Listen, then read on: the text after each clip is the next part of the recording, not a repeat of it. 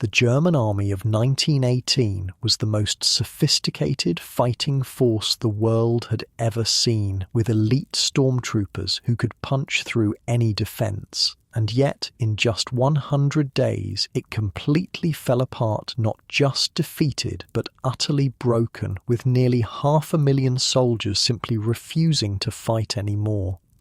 So, if these stories work for you, hit subscribe. Actually curious, are you using this to fall asleep, or are you one of those people listening while doing something completely unexpected? Let me know in the comments. So, 1918. Before we get into it though, get comfortable. I mean it. Fix those pillows, pull up that blanket. Because we're about to spend the next couple hours in the trenches, and you might as well be cozy while the world falls apart around us. You're waking up in a drafty office at German military headquarters, February 1918. The first thing you notice is the chill. Unlike your warm bed right now, this wooden chair you've fallen asleep on has left your back aching and your fingers numb. Papers are scattered everywhere, maps with coloured pencil marks, casualty reports, supply requisitions. The single light bulb flickers above as wind whistles through poorly sealed windows. Lieutenant Müller, wake up for God's sake. You jolt upright, nearly knocking over the cold cup of ersatz coffee on your desk. It's not real coffee. There hasn't been real coffee in Germany for years thanks to the British naval blockade. Just some horrible mixture of roasted acorns and chicory that tastes like dirt. Captain Weber is standing over you, his gaunt face evidence of the same food shortages affecting everyone in Germany. The general needs those troop movement calculations now. The general, Erich Ludendorff, the most powerful man in Germany, even though technically he's just the quartermaster general, the chief of staff to Field Marshal Hindenburg, but everyone knows who's really running the war. Coming, sir, you grab the papers, trying to organize them as you stand. Your stomach growls loudly. When was the last time you ate something substantial? You can't remember. Here, take this. The captain tosses you a small chunk of black bread. Saved it from last night. You look like death. You mumble thanks and stuff it in your pocket for later. Food is too precious to eat immediately. The hallway outside is bustling with activity, despite the early hour. Officers rushing about, messengers delivering telegrams, the constant clicking of typewriters. The German war machine never stops, especially now. See, here's the thing about early 1918 that most people don't understand. Germany was actually winning the war, or at least they'd just knocked one of their biggest enemies out of the fight. Russia had collapsed into revolution, and the new Bolshevik government had signed a humiliating peace treaty. Suddenly, Germany had one less front to worry about.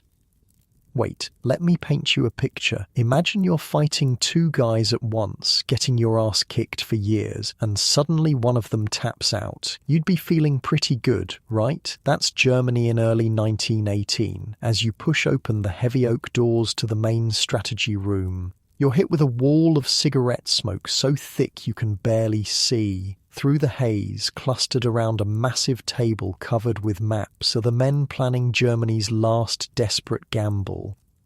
Ah, Lieutenant, finally, the troop calculations? Ludendorff doesn't look up from the map as he extends his hand. He's a bull of a man, stocky, powerful, with a completely bald head and a walrus moustache. At 53, he's been effectively running the German war effort for the last 2 years. He sleeps maybe 4 hours a night and works the rest.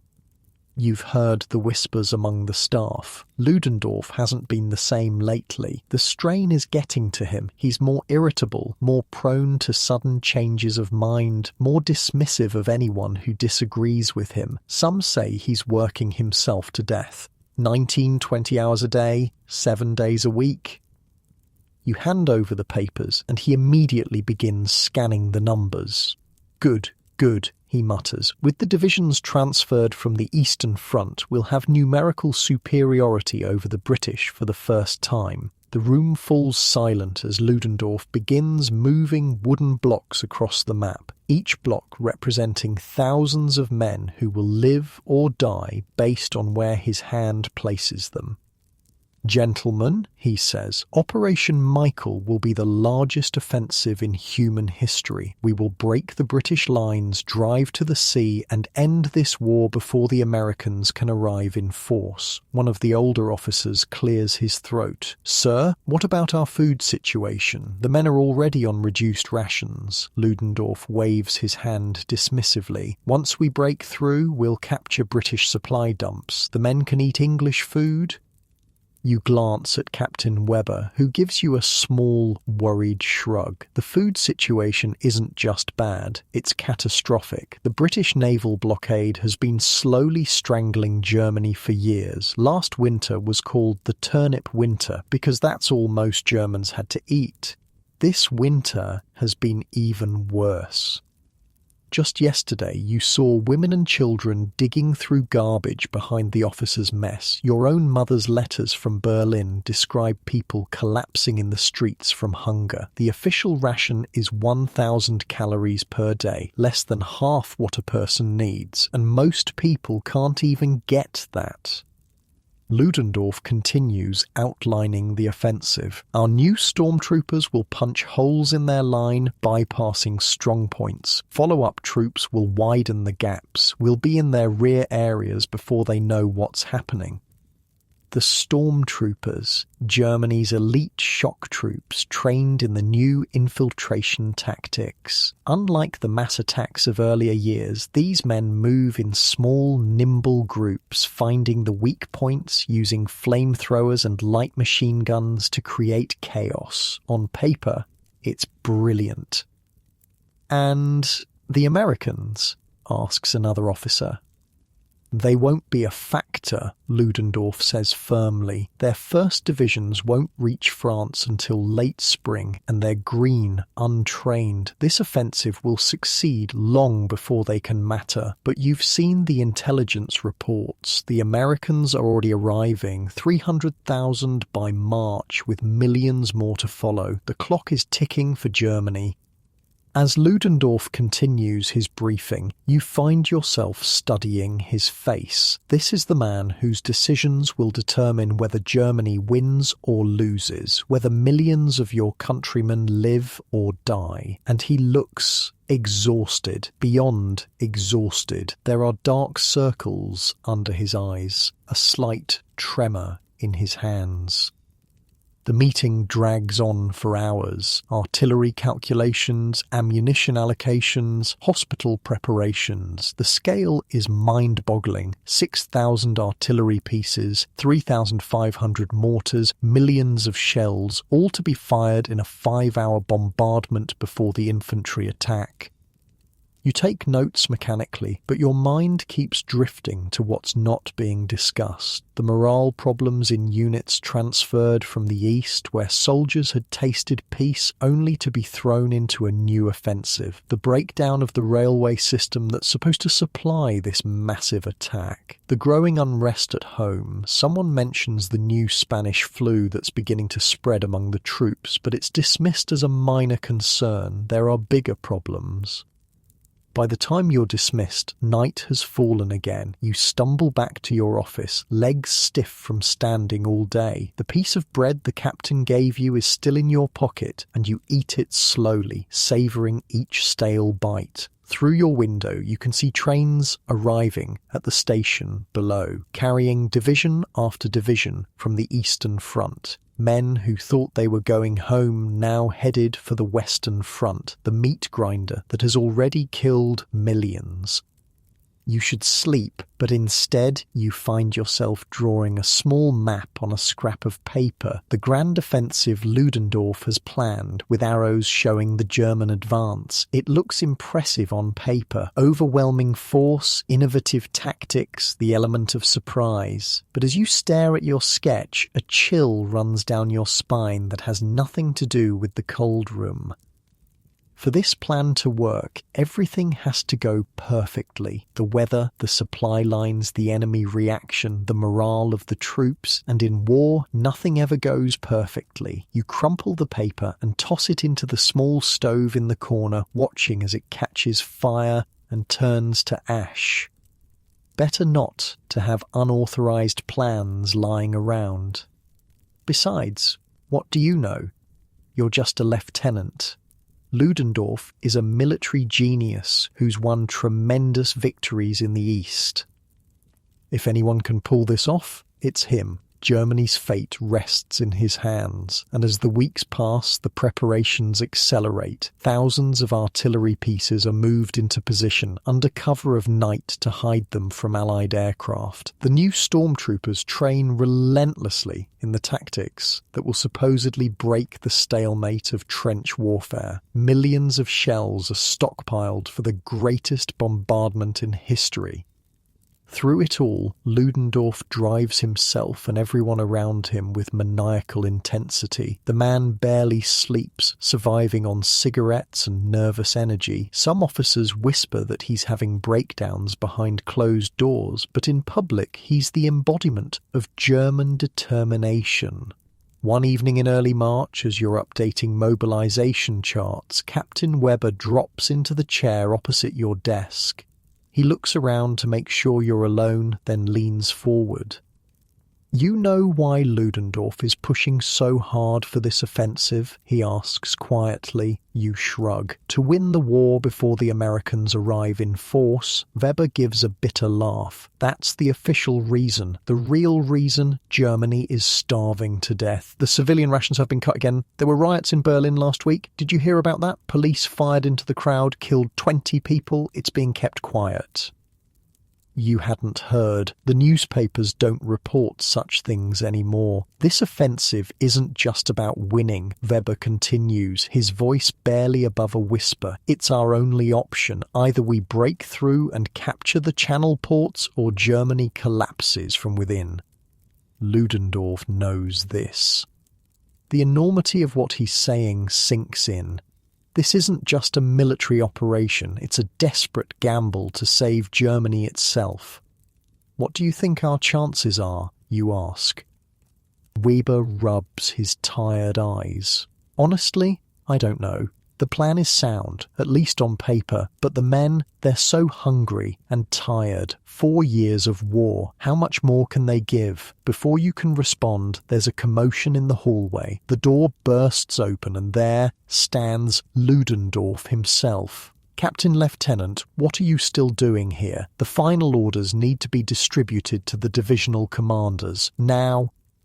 You both jump to your feet, saluting. Ludendorff looks even more haggard than the last time you saw him up close, but there's a feverish energy in his eyes. Yes, sir, Weber says. Right away, sir. Ludendorff nods and turns to leave, then pauses. 1 week, he says almost to himself. In 1 week we change the course of history. And with that, he's gone, his heavy footsteps echoing down the hallway. Weber gives you a meaningful look. Well, there you have it. 1 week until Operation Michael begins. 1 week until the greatest gamble in military history. 1 week until Germany throws everything it has into one final desperate offensive to win the war. As you gather the orders for distribution, you can't help but wonder, will it be enough? Or is Germany, for all its military might and tactical innovation, already doomed? The answer would come soon enough, in the fog-shrouded dawn of March 21st, 1918. Your candle has burned low, the shadows growing long across the wooden desk where you've been working. Outside, the first signs of spring are appearing, but there's still a chill in the air that cuts through your uniform. Despite the late hour, German headquarters remains abuzz with activity.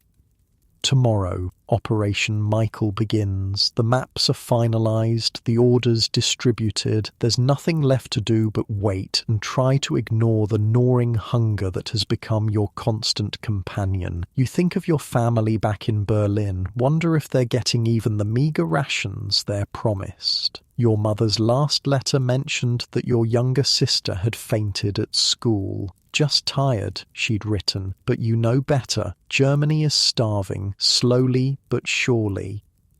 The greatest army in the world, with the most advanced tactics and technology, is running on empty stomachs and desperate hopes, and tomorrow that army will launch the offensive that will determine whether all the sacrifice has been for nothing.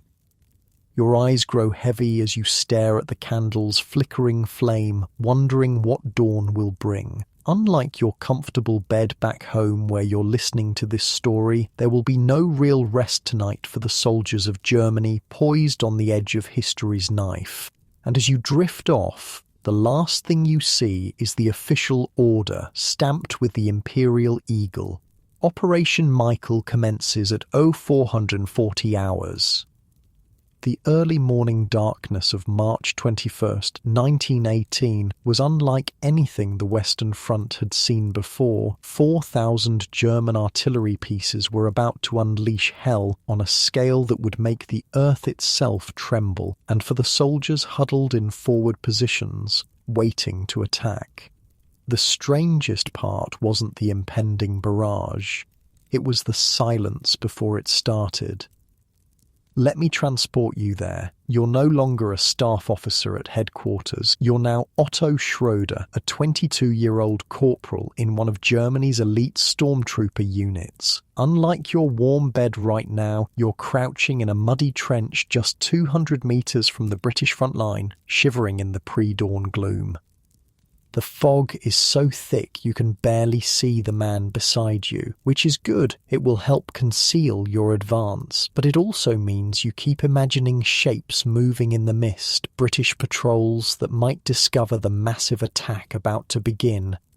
Your stomach growls painfully. Dinner last night was a thin potato soup and a chunk of black bread so hard you needed to soak it in the soup to avoid breaking your teeth. The bread sits like a rock in your gut now. 4 years of blockade have left even the elite storm units on starvation rations. 2 minutes, whispers Sergeant Muller beside you. He checks his watch again, the luminous dial glowing faintly. Almost time. Your hands tighten around your MP-18 submachine gun, a new weapon for this new kind of warfare. The standard German infantry still use bolt-action rifles, but stormtroopers get the best equipment. The gun is heavier than it looks, especially with the snail drum magazine containing 32 rounds. God! "I'd kill for a cigarette," mutters Franz, a barrel-chested Bavarian on your left. "Just one drag." "Shut up," hisses the sergeant. 30 seconds. Everyone falls silent. Across miles of front, hundreds of thousands of German soldiers are checking watches, adjusting equipment, saying silent prayers. This is it. The Kaiser's battle, they're calling it. Germany's last best hope to win the war.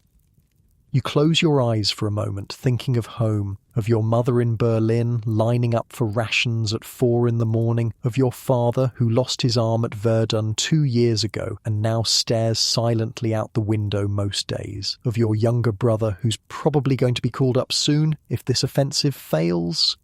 10 seconds, the sergeant whispers. Your mouth goes dry. The silence is absolute. 5, 4, 3, 2, 1. The world explodes.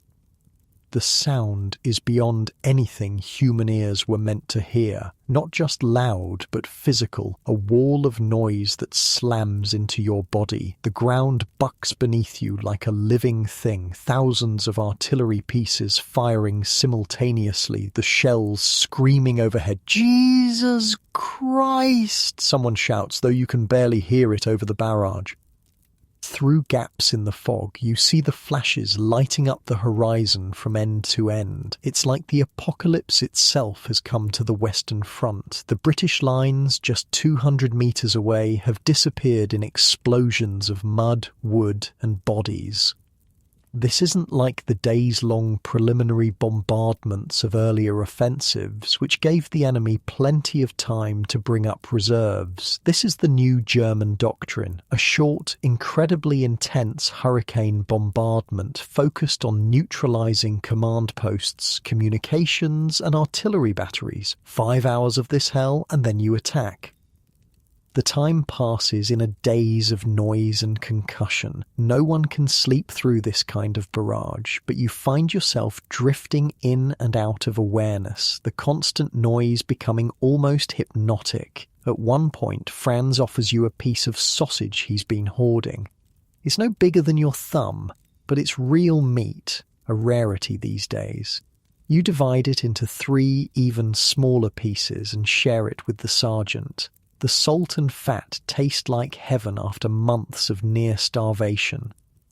My cousin works in a butcher shop in Munich, Franz explains, having to shout over the continuing barrage. Saves scraps for me when he can. Your cousin is a goddamn hero, the sergeant says with complete sincerity, licking his fingers clean. Another hour passes, the barrage shifts targets, now focusing more on the British front lines. That means the infantry assault is getting close.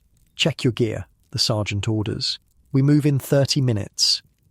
You go through the ritual, ammunition pouches secure, stick grenades arranged for easy access, gas mask tested and ready, trench knife sharp. The steel helmet feels heavy on your head, but you'd rather have the weight than go without it. Remember the plan, the sergeant says, gathering your squad around him. We don't stop to fight strong points, we find the gaps and push through. Keep moving, keep pushing west. The regular infantry will deal with the pockets we bypass. That's the essence of the new stormtrooper tactics. Don't waste time and lives trying to capture every machine gun nest or fortress. Find the weak points, infiltrate, get into the enemy's rear areas and cause chaos. What if we get too far ahead of the main force? Asks a newer recruit, a farm boy from East Prussia who looks about 17. The sergeant gives him a grim smile.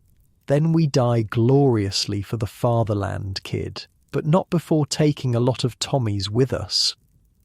No one laughs. You've all seen too much death for that kind of gallows humour to land anymore. 5 minutes. The call comes down the line. You take a deep breath, trying to calm your racing heart. The artillery has shifted again, now placing a wall of fire just ahead of where you'll be advancing. A creeping barrage, they call it, designed to move forward at the same pace as the infantry, keeping the enemy's heads down until the last possible moment. Gas masks on, orders the sergeant. The British might respond with gas shells, and there's also the risk of stumbling into pockets of gas left over from previous bombardments. The mask is claustrophobic, the eyepiece is already starting to fog up. Breathing becomes a conscious effort, each inhale a raspy pull through the filter. 1 minute. You check your watch, synchronizing with the sergeant. The seconds tick by with agonizing slowness, and then the whistle blows. Forward, roars the sergeant, and suddenly you're up and over the top, running into the fog and smoke, dozens of dark shapes moving around you. The noise of the barrage is still deafening, but now there's a new sound beneath it. The chattering of machine guns, the crack of rifles, men shouting orders and screaming in pain. The fog is a blessing and a curse. It hides you from enemy fire, but makes it easy to lose your bearings. You follow the shapes ahead, trusting they know where they're going. The first British trench appears suddenly out of the mist, a jagged scar in the earth. There are bodies slumped over the parapet, torn apart by the artillery, but some defenders are still alive, firing desperately at the advancing Germans. You don't stop to fight. That's not your job. You spot a section where the trench has been almost filled in by a direct hit, creating a natural ramp. You sprint for it, leaping over the shallow ditch and continuing west, deeper into British territory. Behind you, regular German infantry will clear the trench. Your job is to keep moving, keep advancing. The ground is a nightmare of shell holes and torn wire. Twice you stumble and nearly fall. The fog is starting to lift as the sun rises, but there's so much smoke from the bombardment that visibility remains poor. You catch glimpses of the carnage around you, a British machine gun nest obliterated by a direct hit, the gunner still sitting upright but missing his head, a German flamethrower team advancing on a dugout, the terrible jet of burning fuel making short work of the defenders. A wounded horse from an artillery team, somehow still alive, trying to rise on shattered legs. "Keep moving," the sergeant shouts, and you push on. The British seem stunned by the ferocity of the attack. Their resistance is scattered, uncoordinated. You pass through their second line of trenches with minimal opposition, then their third. By mid-morning, your squad has advanced nearly 3 miles, an unheard of distance after years of stalemate where gains were measured in yards. "Holy hell, we're actually doing it," Franz says during a brief pause to regroup. "We're breaking through." The sergeant nods, his face streaked with dirt and sweat. "Don't get cocky, the hard part comes now. We're beyond their prepared defences, but they'll be bringing up reserves." You gulp water from your canteen, suddenly aware of how thirsty you are. The constant running, the weight of your equipment, the stress of combat, it all takes a tremendous physical toll. And you're hungry again, that gnawing emptiness that never really goes away these days. You reach into your pocket and find a crumb of bread left over from last night. Pop it into your mouth. It does nothing to satisfy the hunger. "Look," Franz points west, where the fog is finally starting to clear. "Is that a town?" The sergeant pulls out his field glasses. "Supply depot," he says after a moment, excitement creeping into his voice. "British supply depot, and it doesn't look like they've started evacuating yet." Your squad exchanges glances. A supply depot means food, real food, not the garbage you've been subsisting on.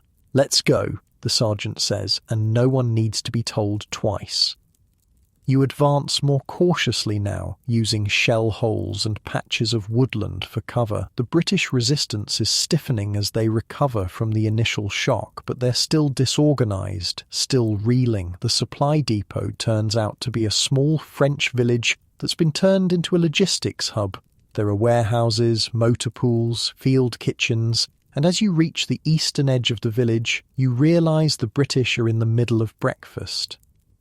The scene is almost comical. Dozens of support troops and rear echelon units sitting at long tables in an outdoor mess area, forks halfway to their mouths as they stare in shock at the German stormtroopers emerging from the morning mist. "Hände hoch!" roars the sergeant, and you all level your weapons. There's a moment of frozen indecision, and then the British drop their utensils and raise their hands. They're not frontline combat troops, and they know it.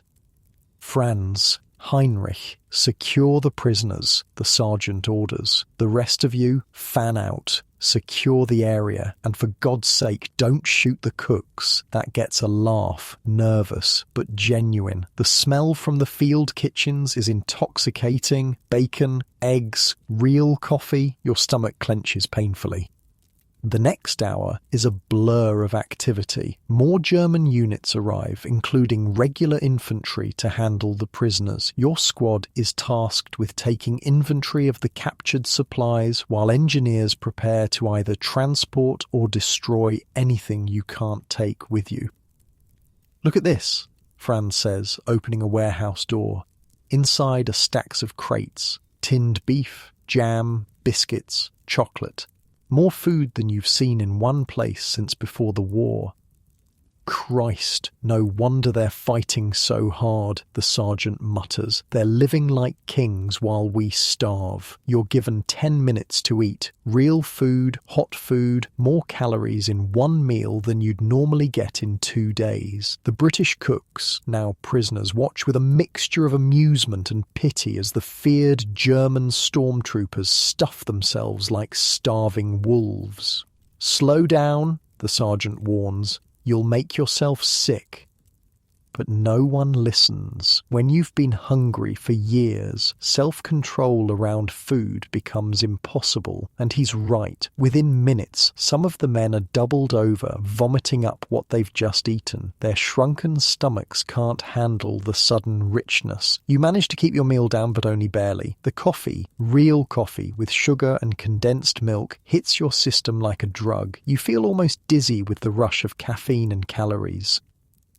5 minutes, calls an officer you don't recognize. Get ready to move out. You stuff your pockets with chocolate and biscuits, fill your canteen with coffee instead of water. All around, other soldiers are doing the same, preparing for the advance to continue. The sergeant gathers your squad. New orders, he says, pointing at a map. We keep pushing west. Command thinks the British are on the verge of breaking completely. If we can reach this road junction by nightfall, we might split their army in two. The excitement is palpable. After years of stalemate, you're advancing faster than anyone thought possible. The great German offensive is working. Maybe, just maybe, you'll win this war after all. But as you move out, you notice the first signs of trouble. The field telephone lines haven't kept up with the advance. Communication with headquarters is spotty at best. The roads are choked with troops and supply wagons, creating massive traffic jams. And most concerning of all, the British artillery has started to find its range again, dropping shells on the newly won territory. Keep moving, the sergeant urges as a shell lands uncomfortably close. The farther we push them, the safer we'll be. By late afternoon, your squad has advanced another 2 miles, but the pace has slowed dramatically. The British have recovered from their initial shock and are putting up fiercer resistance. Their machine guns are expertly sighted, covering open ground with interlocking fields of fire. And you're tired, bone tired. The adrenaline of the morning has worn off, leaving you shaky and exhausted. The breakfast feast feels like a distant memory, your stomach growling again as your body burns through the sudden influx of calories. We need to take that farmhouse, the sergeant says, pointing to a stone building on a small rise. British soldiers have turned it into a makeshift strongpoint, and they're holding up the entire advance in this sector. Your squad moves forward in rushes, 2 men providing covering fire while the others advance. It's textbook stormtrooper tactics, and it works. You get within grenade range with only 1 casualty, the young East Prussian who takes a bullet through the shoulder. "Now!" shouts the sergeant. And you all pull the pins on your stick grenades, lobbing them through the windows of the farmhouse. The explosions are deafening in the enclosed space. When you storm in, weapons ready, you find only bodies. "Clear," calls Franz from the upper floor. "We've got observation from up here. Looks like their next line is about half a mile west." The sergeant checks his map, then pulls out his field glasses to scan the terrain. "Good work," he says. "We'll hold here for now. Wait for the regular infantry to catch up. I don't want to get too far ahead of the main force." You collapse onto a bench, suddenly aware of how heavily you're breathing. Your muscles ache, your feet are raw with blisters, and despite the stunning success of the day, you feel a nagging sense of doubt. "We're going too fast," says Heinrich, the squad's machine gunner, giving voice to what you're all thinking. "Supply lines can't keep up." The sergeant doesn't disagree. High command knows what they're doing, he says, but he doesn't sound convinced. Through the farmhouse window, you watch the sun beginning to set over the churned-up battlefield. In a single day, the German army has advanced further than in the previous 3 years combined. Thousands of British soldiers have been killed or captured, along with enormous quantities of supplies and equipment. By any measure, it's a stunning victory. So why does it feel like you're balanced on a knife's edge? Maybe it's the fact that despite the breakthrough, the British army hasn't collapsed. They're falling back, yes, but in relatively good order. They're trading space for time, exactly what the German plan can't afford. Or maybe it's the logistical problems you've witnessed firsthand. The clogged roads, the broken down vehicles, the communications breakdowns. The German advance is already outrunning its supply lines, and it's only day one. Get some rest, the sergeant advises, breaking into your thoughts. We move again at first light. You find a relatively clean corner of the farmhouse and sink down, your back against the wall. All around, the other members of your squad are already asleep, the exhaustion of combat overcoming even the hardest veteran. But sleep doesn't come easily for you. You keep thinking about the maps you saw back at headquarters, the ones showing the grand strategic plan. The German offensive needs to reach the Channel ports to succeed, to cut off the British army from its supply lines and force it to surrender. That's still a long way off, dozens of miles through enemy territory. Can you maintain this pace? Can the German army sustain this kind of advance without collapsing from its own logistical problems? As you finally drift into an uneasy sleep, the question follows you into your dreams. What happens if this great offensive, this last desperate gamble, isn't enough? The answer would come soon enough, as the initial momentum of Operation Michael began to slow against stiffening British resistance. But that first day, March 21st, 1918, remains one of the most remarkable in military history, the day when it briefly seemed like Germany might snatch victory from the jaws of defeat. Outside the farmhouse, occasional artillery shells still land in the distance, their dull thumps a reminder that the war is far from over. The German advance has been historic, but the hardest tests are yet to come. Your eyelids grow heavy, the combination of physical exhaustion and the day's emotional roller coaster finally catching up to you. Unlike your comfortable bed where you're listening to this story, this French farmhouse floor offers little comfort, but to a soldier who's been awake for nearly 24 hours, it feels like luxury. As you surrender to sleep, one last thought flickers through your mind. Tomorrow will determine whether today was the beginning of Germany's victory or just another step on the long road to defeat. Early April 1918. 2 weeks into Operation Michael. The initial euphoria has faded, replaced by something more complicated, a mixture of pride at how far the German army has advanced and growing concern about what comes next. The muddy road stretching before you is jammed with vehicles, horse-drawn supply wagons, ammunition carts, field kitchens, ambulances. Nothing's moving. It's been this way for hours. You're no longer the frontline stormtrooper. Now you're Captain Werner Hoffmann, a logistics officer with the German 18th Army. Your job is making sure supplies reach the front, a job that's becoming nearly impossible.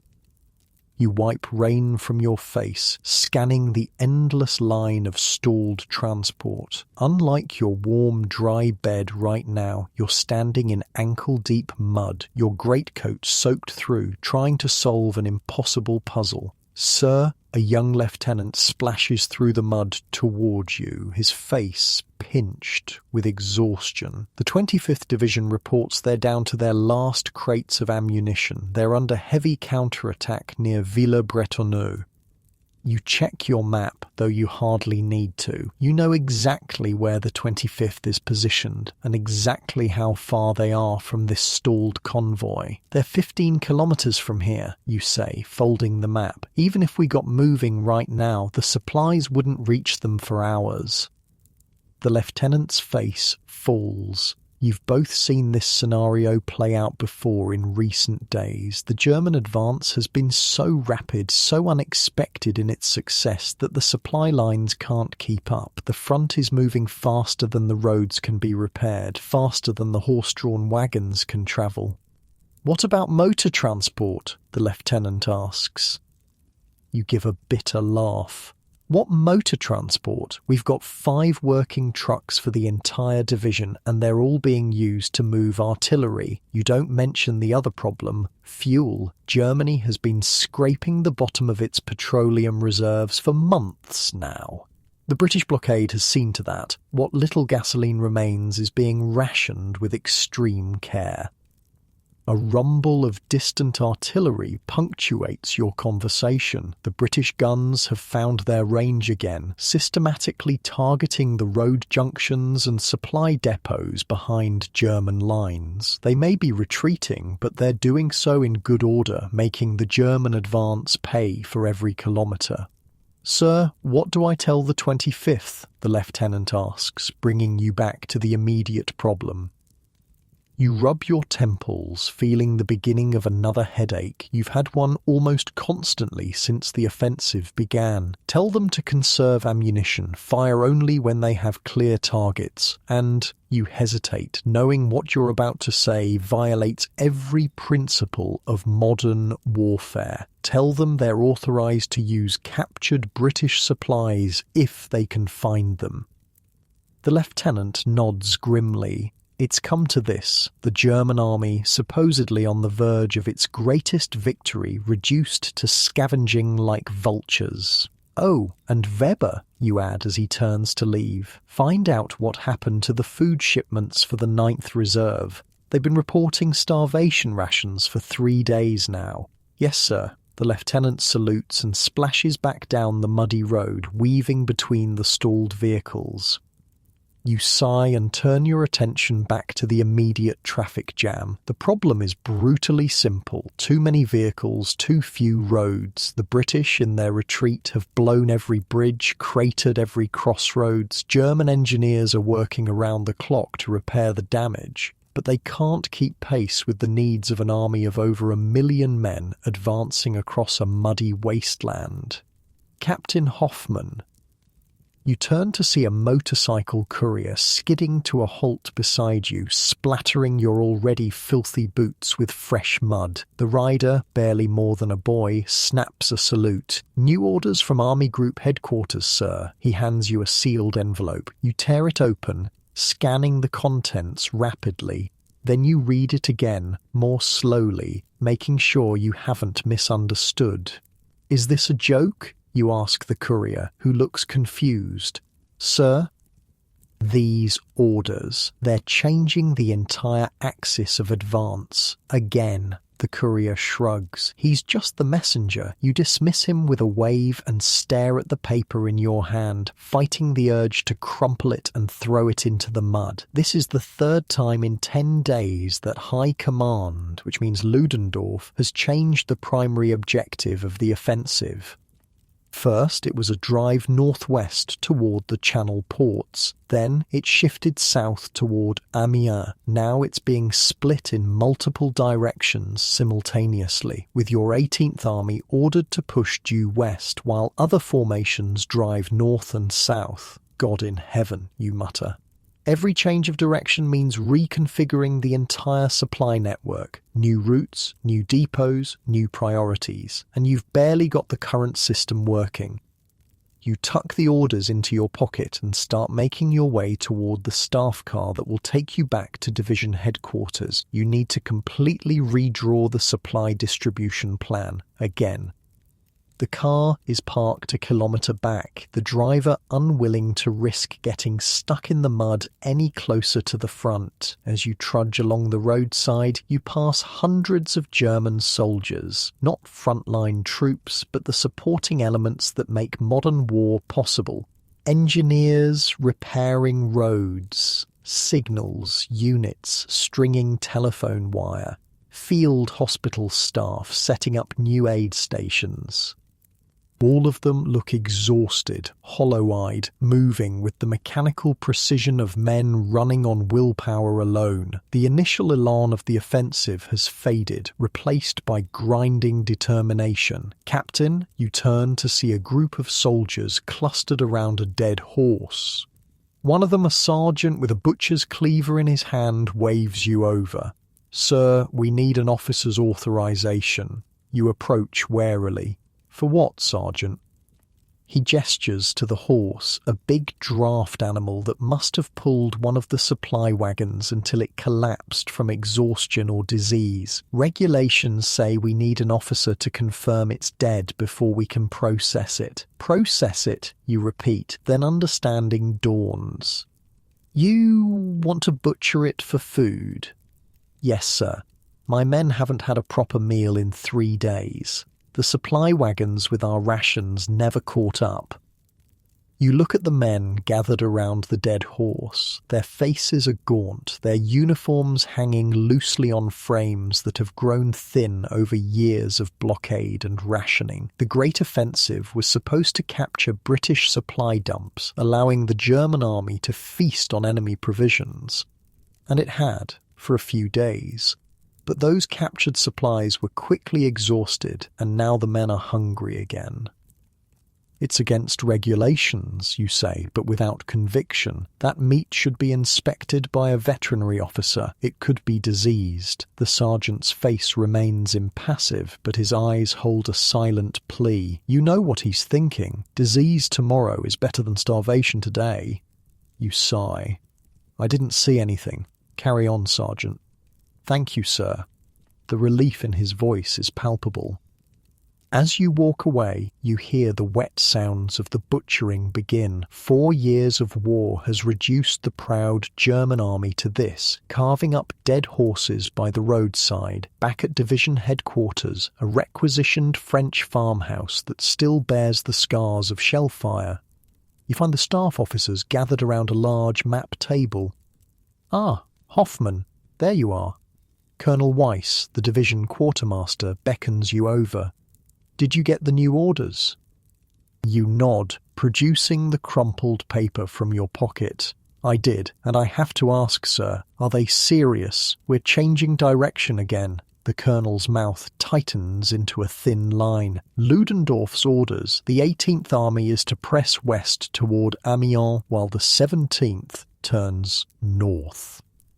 "But, sir, we've just spent 3 days reconfiguring the supply lines for the last change of direction. The men at the front are already running short of ammunition and food. If we change plans again now—" "I know, Captain." Weiss cuts you off with a raised hand. "Believe me, I know, but these are our orders." You take a deep breath, controlling your frustration. "May I ask what the strategic objective is now? What are we trying to achieve?" The colonel hesitates, exchanging glances with the other staff officers. "Truthfully, Hoffman, I'm not sure anyone knows anymore. Ludendorff keeps changing the target based on where we're having tactical success. First it was the Channel ports, then splitting the British and French armies. Now it's Amiens." "But Amiens is just a city," you protest. "What does taking it achieve strategically?" "It's a rail hub," offers Major Schmidt, the operations officer. "If we capture it, we disrupt British logistics." You bite back a laugh. "With respect, sir, we can barely manage our own logistics. What good does it do to disrupt theirs?" The room falls silent. "You've gone too far. Questioning strategy isn't a captain's place.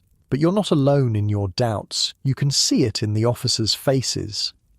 "The plan now," Colonel Weiss says carefully, "is to capture Amiens, then resume the drive to the Channel ports." You nod, keeping further objections to yourself, but you can do the math as well as anyone. The German offensive has been underway for 2 weeks. In that time, you've advanced nearly 40 miles in some sectors, an unprecedented achievement after years of stalemate. But the advance is slowing daily as supply problems mount and Allied resistance stiffens.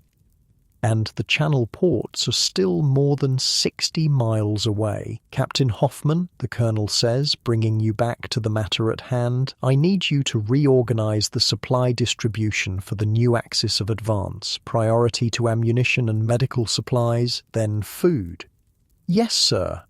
You salute and turn to the logistics maps pinned to one wall of the farmhouse. It's going to be another long night. Hours later, you're still at it, your eyes burning from strain and cigarette smoke. The new supply plan is taking shape, but it's a pale shadow of what proper logistics should look like. Too many compromises, too many units that will have to manage with inadequate supplies. A commotion outside draws your attention. The sound of a motor vehicle, then voices raised in excitement. Curious, you step outside. A staff car has pulled up, mud-splattered, but still somehow maintaining an air of authority. From it emerges a figure you recognize instantly. General von Hutier, commander of the 18th Army. The general is engaged in animated conversation with Colonel Weiss and several other senior officers. You move closer, trying to catch what they're saying without being obtrusive. Confirmed it myself, von Hutier is saying. The British are bringing up fresh divisions from Flanders. Their resistance around Villers-Bretonneux is stiffening. What about the French? Asks Colonel Weiss. Are they moving to support the British? The general nods grimly. Elements of the French First Army are already in the line south of the Somme. They're establishing a new defensive position. This is concerning news. The whole premise of Operation Michael was to defeat the British before the French could intervene in force. If French divisions are already reinforcing the line, it means the offensive isn't moving fast enough. And what does High Command say about this? Asks Major Schmidt. Von Hutier's expression darkens. Ludendorff insists we press the attack. He believes one more push will break them. There's a moment of silence as the officers digest this. You can read the doubt on their faces. One more push? The German army has been pushing for 2 weeks, advancing farther and faster than anyone thought possible, and still the decisive breakthrough hasn't materialized. Sir, Colonel Weiss says carefully, my logistics officer informs me that our supply situation is becoming critical. The men at the front are running short of ammunition and food. Von Hutier's eyes find you, and you straighten instinctively. Is this true, Captain? Hoffman, sir. Captain Hoffman, 18th Army Logistics. And yes, sir, it's true. The advance has outrun our supply lines. The roads are choked with traffic. Bridges are down. And we simply don't have enough transport to keep the forward units properly supplied. The general considers this for a moment. What about captured British supplies? Largely exhausted, sir. The British are becoming more effective at destroying depots before they retreat. Von Hutier nods, unsurprised but clearly unhappy. I'll convey your concerns to High Command, Colonel, but I should warn you, Ludendorff is not in a mood to hear about problems. He wants solutions and victory. The general returns to his car, leaving the officers looking at each other in consternation. No one wants to say what they're all thinking, that perhaps victory isn't possible, at least not the total victory Ludendorff demands. As the staff car drives away, splashing through muddy puddles, Colonel Weiss turns to you. Captain, I need updated figures on ammunition reserves by morning, and find out what's happening with those food shipments for the 9th Reserve. Yes, sir. You salute and head back inside, your mind racing. The situation is becoming increasingly clear to you, and it's not encouraging. The German offensive has achieved remarkable tactical success, driving the Allies back farther than anyone thought possible. But it's also revealed the fundamental weakness of the German position. You simply don't have the resources for a sustained offensive. The blockade has left Germany scraping the bottom of its strategic reserves. Food, fuel, raw materials, everything is in short supply, and the Americans are coming, tens of thousands arriving in France every week. This offensive isn't a war-winning masterstroke. It's a desperate gamble by a nation that's running out of options.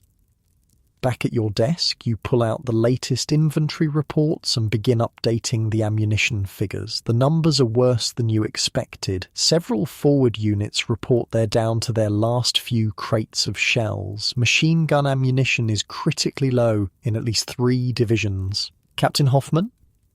You look up to see Lieutenant Weber, the young officer you sent to check on the 25th Division earlier. His uniform is caked with mud, and he has the 1,000-yard stare of someone who's seen combat up close. Lieutenant, what news from the front? He slumps into a chair opposite your desk. The 25th held, but it was close. They had to fix bayonets toward the end. The British brought up tanks. Not many, but enough to cause problems. You push a cup of ersatz coffee toward him. It's barely warm and tastes nothing like the real thing, but it's wet and contains some calories. And the 9th Reserve? Did you find out about their food situation? Weber takes a long swallow of the poor excuse for coffee. The convoy carrying their rations was shelled yesterday. Direct hit. They've been living on whatever they can scrounge, mostly stale bread and some canned meat they captured during the initial advance. You make a note to divert the next available food shipment to the 9th, but it's a zero-sum game. Whatever you give them comes at the expense of some other unit. Sir, if I may, Weber hesitates, choosing his words carefully. The men are asking questions. They want to know why we've slowed down, why we haven't broken through completely. They were told this offensive would end the war. You set down your pencil and regard the young officer thoughtfully. And what do you tell them, Lieutenant? I tell them to focus on their jobs. That strategy is for the generals to worry about. He meets your eyes. But between us, sir, do you think this offensive can still succeed? It's a dangerous question. Expressing doubt about the offensive could be construed as defeatism, even treason. But you're both officers, and sugarcoating the truth serves no one. Tactically, we've already succeeded beyond anyone's expectations, you say carefully. But strategically, the Channel ports are still far away. The British are bringing up reserves, the French are reinforcing them, and our own supply situation is deteriorating daily. You shrug. Draw your own conclusions, Lieutenant. Weber nods slowly. I was at the front this morning. The British shells, they're brand new, not a speck of rust on the fragments, and they have so many of them. Our batteries have to ration their fire, but their guns never stop. It's a telling observation. The Allies have access to the factories and resources of half the world. Germany is running on empty after 4 years of blockade. Get some rest, Weber, you say, turning back to your inventory reports. Tomorrow won't be any easier. After the lieutenant leaves, you continue working late into the night. The farmhouse grows quiet as other staff officers seek what little sleep they can find. Outside, the distant rumble of artillery continues, a constant reminder that the war goes on. Around midnight, you step outside for a cigarette, your last one of the day. The rain has stopped, and through breaks in the clouds, you can see stars. The front is quiet for the moment, an unusual silence that feels almost eerie after weeks of continuous fighting. In that silence, you allow yourself to confront the truth you've been avoiding. Operation Michael is faltering, the advance is slowing, the supply situation is critical, and the strategic objectives remain out of reach. Ludendorff keeps changing direction, chasing tactical successes rather than sticking to a coherent strategy. It was a brilliant offensive, perhaps the most successful in the war, but it's not going to be enough. You finish your cigarette and grind it out beneath your boot. Time to get back to work. The war doesn't stop for your doubts or fears. As April continues, your pessimistic assessment proves increasingly accurate. The German advance slows to a crawl, then stops altogether. British and French counterattacks begin to push back in places. The grand offensive that was supposed to win the war becomes instead another bloody stalemate.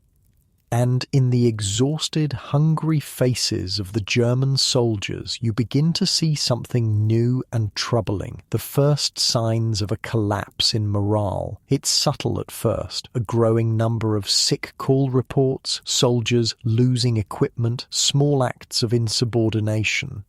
But as April turns to May, these isolated incidents coalesce into a pattern that can't be ignored. The German army, that magnificent fighting machine, is starting to come apart at the seams. Back in your makeshift office, you update the logistics maps one more time, moving pins to show the latest positions. Unlike your comfortable bed where you're listening to this story now, your chair is hard, the room is cold, and the sense of impending failure hangs in the air like smoke. The offensive that began with such high hopes is sputtering out, and as you mark the static front lines, you can't escape the nagging question, what comes next? If this great gamble has failed, what options remain for Germany? The answer would come soon enough, in the form of an Allied counter-offensive that would shatter what remained of Germany's fighting spirit and drive it toward final defeat. But that's a story for another time. For now, you fold your maps, blow out your candle, and try to find a few hours of sleep before dawn brings new crises, new demands, and the continuing struggle to supply an army that has advanced too far, too fast in its desperate bid to snatch victory from the jaws of defeat. Dawn, August 8th, 1918. Outside the French town of Amiens. A heavy mist blankets the battlefield, wrapping everything in an eerie, silent shroud. The perfect morning for an attack, if you're the one doing the attacking.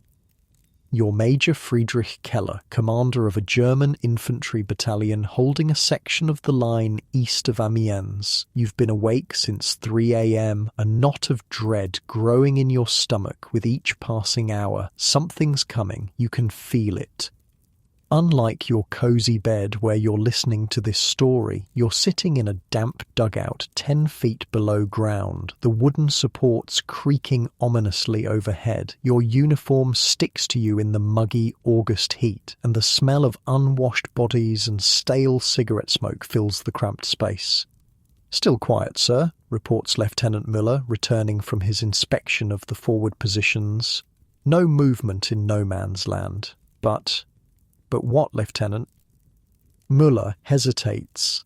"The men are nervous, sir. They say it's too quiet, and some claim they heard engines during the night." You nod slowly. You heard them too. A distant mechanical rumble, quickly swallowed by the darkness. Tanks, most likely. The British have been using them more frequently since the German offensive stalled in April.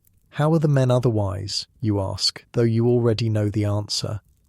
Müller's face says it all. Exhaustion, hunger, declining morale. Your battalion is at less than half strength after months of heavy fighting. The replacements you've received are mostly teenagers with minimal training or older men who should never have been drafted. And everyone is hungry. The supply situation, never good, has become catastrophic in recent weeks.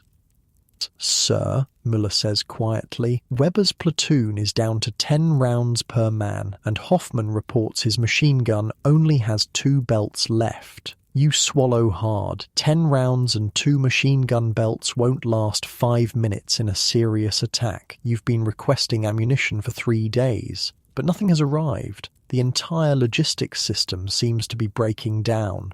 What about food? 1 meal yesterday. Turnip soup and a slice of bread. Nothing since. You check your watch. 4:45 a.m. First light will come soon. If the British are going to attack, it will be at dawn. Alert the company commanders, you say, making your decision. I want every man at his post by 5:15. And Muller, sir, tell them to make every shot count. The lieutenant salutes and ducks out of the dugout. You follow a moment later, climbing the muddy steps to ground level. Above ground, the mist is even thicker than it appeared through the dugout's small window. You can barely see 30 meters in any direction. Your front line, if the scattered foxholes and hastily dug rifle pits can be dignified with that term, stretches across a gentle slope facing west toward the British positions.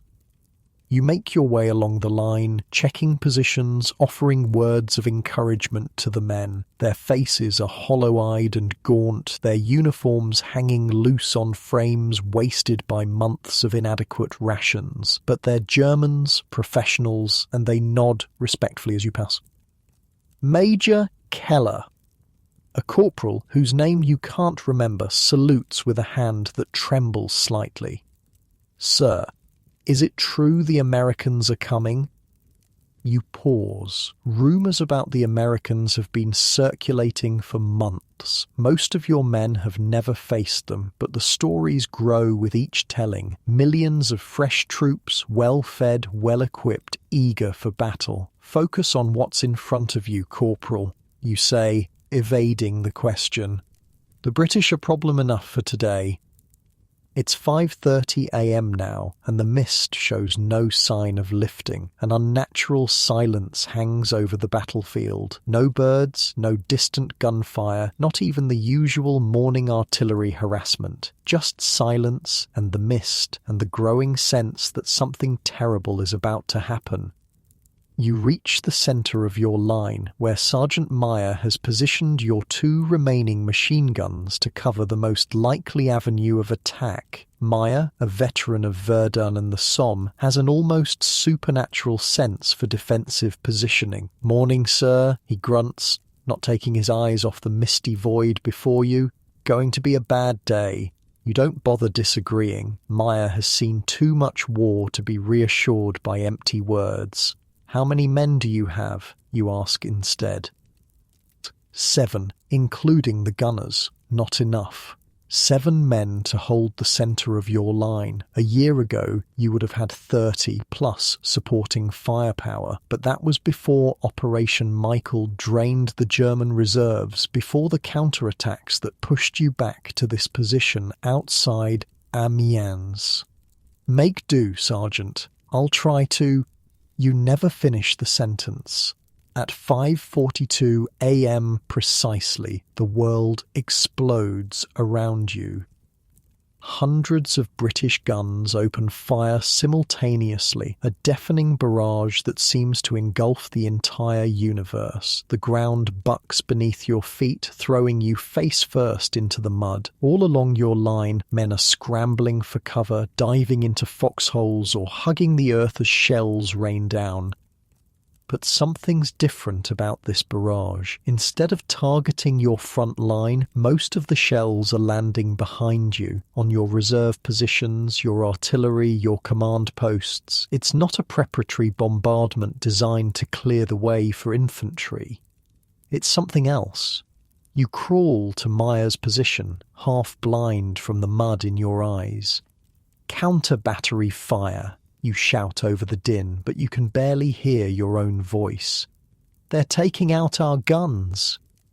Meyer nods grimly, understanding the significance. If the British are concentrating on your artillery rather than your forward positions, it means...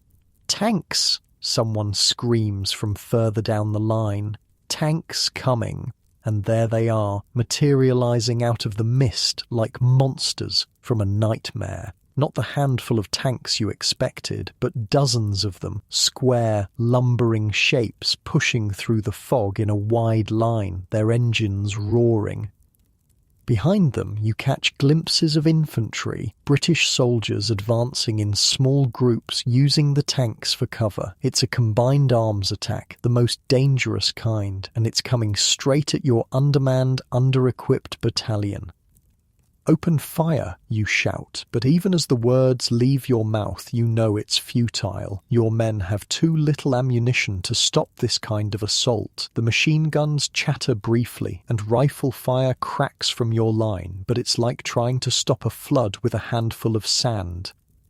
The tanks keep coming, impervious to your small arms fire. They're Mark V's, the newest British model, faster and more reliable than their predecessors. And mixed among them are smaller, faster tanks, the new French Renault FTs, each mounting a small cannon that's already firing at your positions. "Fall back," you order, making the only decision that might save some of your men. Fall back to the second line. But even as your battalion begins a fighting retreat, you realize with sickening clarity that there is no real second line. The German reserves are too thin, the defensive positions too hastily prepared. This isn't going to be a fighting retreat, it's going to be a rout. The next hours pass in a blur of smoke, noise, and terror. Your battalion disintegrates under the combined weight of the tanks and infantry. Some men stand and fight until they're killed or captured. Others throw down their weapons and surrender immediately. A few simply run. By noon, you find yourself with a mixed group of about 40 men, all that remains of your battalion, in a shallow ravine 2 kilometers behind what used to be your front line. The British advance seems to have temporarily outrun itself, giving you a brief respite. Müller you call, looking for your adjutant, but there's no response. You haven't seen him since the first wave of tanks hit your position. "He's gone, sir," says a filthy, blood-spattered lieutenant you recognize as Weber from 3rd Company. "Saw him get hit when we were pulling back from the 2nd position." You nod, absorbing this news with a numb detachment that surprises you. Müller is dead, or wounded, or captured, just like hundreds of other men under your command. And for what? What's the situation elsewhere, you ask? Any word from regiment? Weber shakes his head. Communications are cut, but it looks bad all along the line. The British broke through everywhere. I saw hundreds of our men surrendering. This matches what you witnessed during the retreat. Groups of German soldiers, sometimes entire units, throwing down their weapons and raising their hands as the tanks approached. Not just the young replacements either, but veteran troops who'd fought bravely for years. "They didn't even try to fight," says a grizzled sergeant, giving voice to your thoughts. "Just gave up, like they'd been waiting for an excuse." You can't entirely blame them. Underfed, under-equipped, outnumbered, and facing an enemy with seemingly limitless resources. It's a wonder anyone is still fighting at all. "We need to link up with whatever's left of the division," you decide. "Head east, try to find the new line, if there is one." No one argues. These men are still following orders, still behaving like soldiers, but as you lead them eastward, skirting the advancing British, you pass more and more Germans going the other way, hands raised, walking west into captivity. The sight is profoundly disturbing. These aren't just stragglers or isolated groups. These are entire companies, even battalions surrendering en masse. You've never seen anything like it in 4 years of war.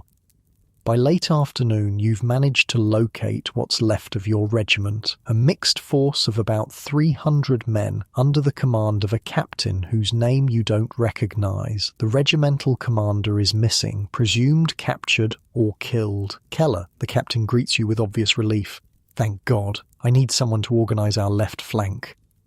You set about the task automatically, positioning your 40 men to cover a section of the hastily established new line, but your mind is elsewhere, trying to process what you witnessed today. This wasn't just a tactical defeat. Something fundamental broke in the German army today. A collapse in the will to fight that's more dangerous than any British tank or artillery barrage. As evening approaches, bringing a blessed cooling of the August heat, a staff car arrives at the regimental command post. From it emerges a colonel from division headquarters, his uniform immaculate despite the day's chaos. You're called to join the other surviving officers for a briefing. The colonel looks exhausted, his face grey with fatigue and strain. "Gentlemen," he begins without preamble, "I won't sugarcoat this. Today has been a disaster. The British and French broke through on a 15-kilometre front to a depth of nearly 8 kilometres. We've lost thousands of men, hundreds of guns, and vast quantities of supplies." He pauses, looking around at your dirty, blood-streaked faces. But worse than the material losses are the mass surrenders. Entire units laid down their arms without a fight. Preliminary reports suggest up to 16,000 prisoners taken, most of them unwounded. A murmur runs through the assembled officers. 16,000 men captured in a single day is unprecedented. "General Ludendorff has been informed," the colonel continues. "He's calling it the Black Day of the German army, and he's not wrong. The phrase hangs in the air like a death sentence. The Black Day of the German army. After 4 years of war, after all the sacrifices and victories, it has come to this." "What happens now, sir?" someone asks. The colonel spreads his hands in a gesture of uncertainty. "We hold where we can, we retreat where we must, and we hope that High Command finds a way out of this mess." It's not a reassuring answer. As the officers disperse to their units, you find yourself walking alongside the colonel, who seems lost in thought. "Sir," you venture, "may I ask a question?" He glances at you, seeming to really see you for the first time. "Go ahead, Major." "The men who surrendered today? Why now? They've fought bravely for years. What changed?" The colonel stops walking, considering the question seriously. "Many things, Major. The failure of our spring offensive, the arrival of the Americans, the tank attack this morning, which was certainly terrifying," he sighs. "But underneath all that, I think they simply lost hope. They no longer believe Germany can win this war."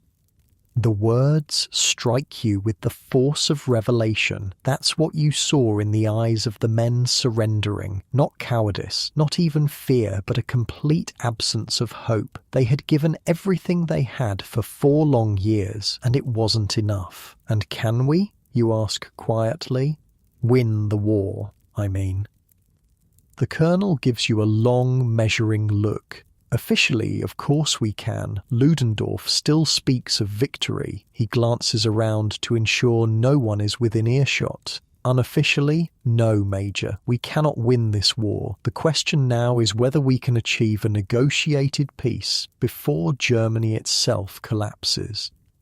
He walks away, leaving you standing alone in the gathering dusk. Around you, the remnants of your regiment are digging in, preparing for the British attack that will surely come tomorrow. They're still soldiers, still following orders, but you wonder how long that will last now that hope is gone. Later that night, as you try to grab a few hours of sleep in a shallow foxhole, you find yourself thinking about the colonel's words. The Black Day of the German army. A day when not just bodies, but spirits broke. And as you drift into an uneasy slumber, you wonder what Ludendorff is thinking tonight, as reports of the disaster flow into High Command. Does he finally understand that his great gamble has failed, that Germany has spent its last reserves of strength and found them insufficient? Or is he still clinging to the belief that somehow, against all evidence, Germany can snatch victory from the jaws of defeat? The answer would become clear in the days and weeks that followed as the Allied advance continued and the German army retreated toward its own borders. The retreat was orderly at first, but as summer turned to autumn, discipline continued to erode, and the cracks that appeared on August 8th widened into chasms. And at German high command, Ludendorff faced a reckoning of his own. His initial reaction to the August 8 disaster was shock, followed quickly by denial. In a meeting with his staff officers the day after the battle, he insisted that the collapse was just a local setback, that the line could be restored, that Germany could still win the war. But as more reports came in, not just of tactical defeats, but of whole units refusing orders, of thousands of men surrendering without a fight, even Ludendorff could no longer deny the reality. The German army, that magnificent instrument of war that he had driven to the limits of its endurance, was beginning to come apart. On August 14th, in a meeting with the Kaiser and senior government officials, Ludendorff finally admitted what many had known for months. Germany could not win the war militarily. The time had come to seek a negotiated peace, but it was too late. The Allies, sensing victory, had no interest in negotiations, and the German collapse, once begun, accelerated with each passing day. By the end of September, Bulgaria had surrendered, exposing Germany's southern flank. The Ottoman Empire was on the verge of collapse. Austria-Hungary, Germany's last remaining ally, was disintegrating as its various ethnic components sought independence. And on the Western Front, the Allied advance continued relentlessly. American troops, fresh and well supplied, were arriving at the rate of 300,000 per month. The British and French armies, bolstered by thousands of tanks and aircraft, pushed forward day by day, reclaiming the ground lost during the spring offensive and more.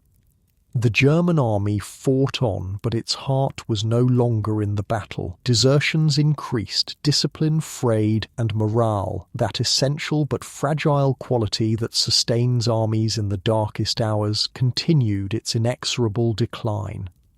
For you, Major Keller, the months following the Black Day became a blur of desperate rearguard actions, hasty retreats, and dwindling resources. Your battalion, reconstituted with whatever men could be scraped together, shrank with each engagement. Ammunition grew scarcer, food more meagre, replacements fewer and younger, and always, always there was the sense that the end was approaching. Not victory, not even an honourable draw, but defeat, clear and total.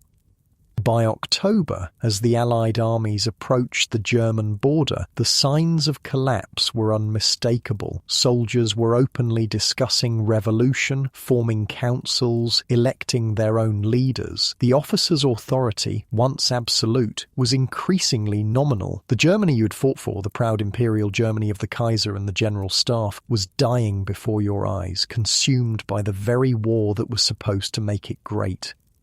And as you huddle in your foxhole on yet another cold, wet night, listening to the distant rumble of Allied artillery preparing tomorrow's advance, you find yourself wondering, was it all worth it? The millions dead, the destroyed cities, the shattered lives, what was it all for?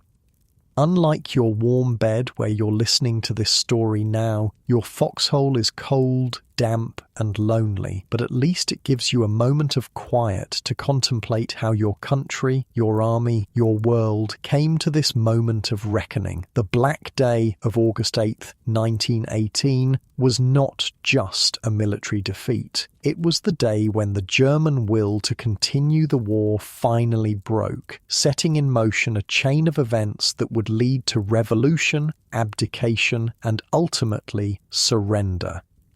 And as you drift into an uneasy sleep, the question echoes in your mind. How much longer can Germany hold out before the final collapse? Late October 1918, Berlin, the once proud imperial capital, has become a city of shadows and whispers, of hunger and fear, of quiet desperation. You're Elsa Weber, 32 years old, a factory worker at the Krupp munitions plant in the industrial district. Before the war, you were a seamstress, but like millions of German women, you've been drafted into the war economy. Your husband Franz has been fighting on the Western Front since 1914. Your last letter from him arrived 3 months ago. The factory whistle signals the end of your 12-hour shift. Unlike your cozy bed right now, your world is all sharp edges and cold surfaces, the unforgiving metal of the machines, the hard wooden stool that's left your back aching, the concrete floor that's numbed your feet. You join the stream of workers filing toward the exit, mostly women with a scattering of old men and boys too young for the army. Everyone looks grey, from their clothing to their skin to the dull resignation in their eyes. 4 years of war and blockade have leached the colour from Berlin. Elsa! A hand catches your arm. It's Magda from the next workstation, her voice low despite the noise of the factory. Meeting tonight, usual place, 8 o'clock. You nod slightly, careful not to show any reaction. The meetings are technically illegal, workers gathering to discuss politics, wages, and increasingly, peace. The government calls it sedition, but such meetings are happening all over Berlin now, all over Germany. The authorities can't stop them all. Outside, a cold drizzle is falling, turning the streets into shallow rivers of mud and garbage. You pull your thin coat tighter, but it does little to keep out the October chill. Like everything else in Germany, coat fabric has been steadily declining in quality as the blockade stretches on. The British naval blockade. 4 years of slowly strangling Germany, cutting off food imports, raw materials, anything that might sustain the war effort. For the first couple of years, life went on almost normally. Then came the turnip winter of 1916-1917, when potatoes ran out and people survived on turnips meant for livestock. Last winter was worse. This winter, with the harvest ruined by bad weather and lack of fertilizer, promises to be catastrophic. Papers, show your papers. A military patrol has set up a checkpoint at the next corner. This is new. Military police checking identification within the city. Another sign of the government's growing fear of its own people. You produce your identity card and factory work permit. The officer barely glances at them before waving you through. He looks as hungry and tired as everyone else. Your apartment is a 20-minute walk from the factory in a working-class district where the buildings stand shoulder to shoulder, blocking out what little daylight penetrates the perpetual haze of coal smoke. The stairwell is dark. Electricity is strictly rationed now, available only a few hours each day. You climb 4 flights to your small apartment. It's cold inside. Coal is another luxury in short supply. You go straight to the kitchen and check your food supplies, though you already know exactly what's there. Half a loaf of the grey, dense bread that's become standard fare, made with sawdust and potato peelings to stretch the flour. A small chunk of turnip. 3 withered carrots, no meat, no eggs, no milk. Those are distant memories. Your official ration card allows you to buy about 1,000 calories of food per day, half what an adult needs, and that's assuming the shops have anything to sell. Most days, they don't. The black market thrives, but prices are astronomical. Last week, a woman at the factory sold her wedding ring for £2 of real flour. You put a pot of water on to boil. The turnip and carrots will make a thin soup. You've become skilled at ignoring your constant hunger, at convincing yourself that the gnawing emptiness in your belly is normal. As you're chopping the vegetables with meticulous care, not a scrap can be wasted. There's a knock at the door. Your heart jumps to your throat. Late afternoon visits usually mean bad news. It's your neighbour, Frau Schmidt, a war widow with 2 young children. Her face tells you she hasn't come with bad news, just desperation. Elsa, I'm sorry to bother you. Her voice is barely above a whisper. But do you have anything? Anything at all? The children haven't eaten since yesterday morning. You look at the vegetables on your cutting board. Your dinner and breakfast tomorrow if you're careful. Then you sigh and divide the pitiful pile in half. It's not much, you say, wrapping her portion in a scrap of newspaper. God bless you. Tears spring to her eyes as she takes the package. When this war ends, she doesn't finish the sentence. None of you talk about the end of the war anymore, not out loud. It feels like tempting fate. After she leaves, you finish making your soup, even thinner now, little more than hot water with a hint of vegetable flavour. You eat slowly, making each spoonful last, soaking up the last drops with a small piece of bread. You save the rest of the bread for tomorrow. After dinner, you try to read a book, but the words swim before your eyes. The constant hunger makes it hard to concentrate. Instead, you doze fitfully until it's time for the meeting.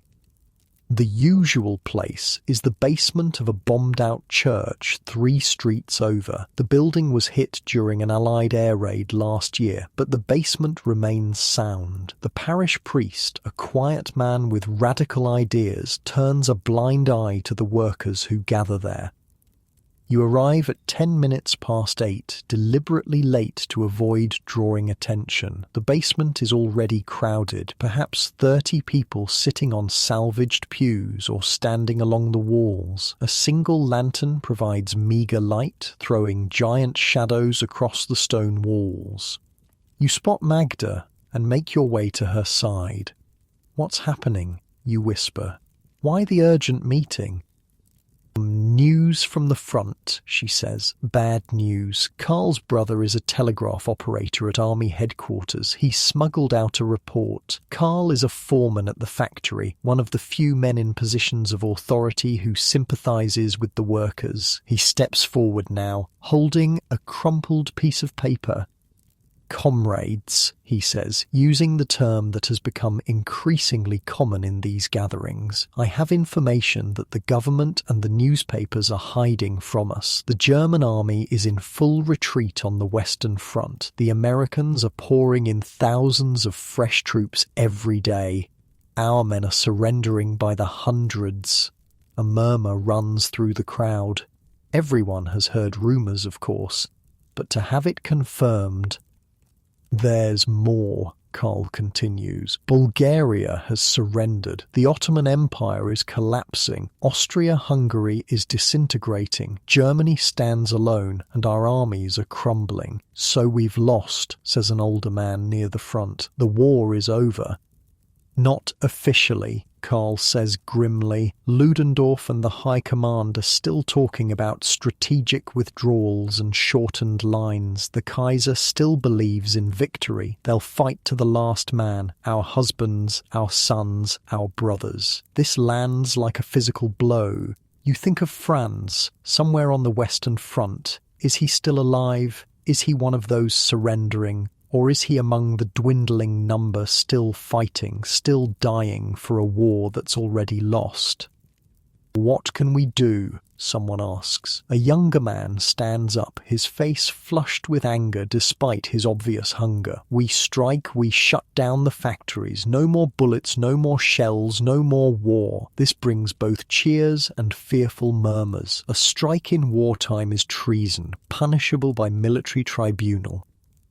"It's already happening," Karl says, raising his hands for quiet. "Workers in Hamburg and Munich have walked out. The sailors at Kiel are refusing to follow orders. There's talk of revolution. Revolution. The word hangs in the air, dangerous and thrilling. Ever since the Russian Revolution last year, it's been on people's lips, whispered in factories and bread lines and tenements.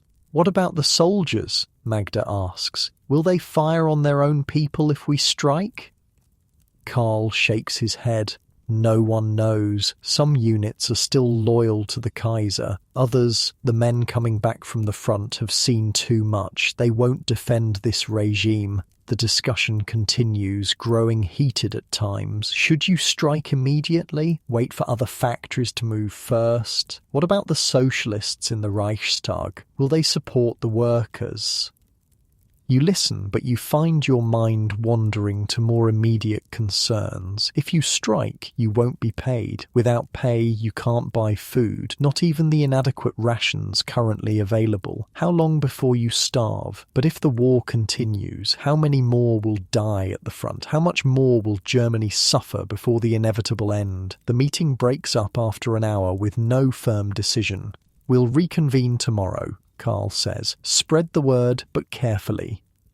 You walk home through streets darkened by the blackout, imposed because of sporadic Allied air raids. The city feels like a corpse, cold, still, emptied of life. In windows here and there, you see the faint glow of candles. Electricity is cut off after 8 p.m. now to save coal.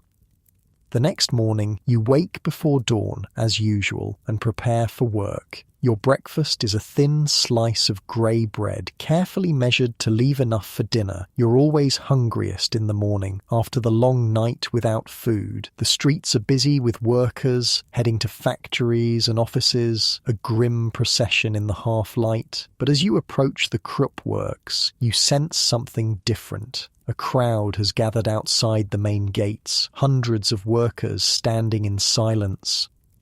"What's happening?" you ask a woman on the edge of the crowd. "Strike," she says simply. "No one's going in." Your heart races. So it's begun. Without any formal decision, without leaders or manifestos, the workers have simply decided to stop.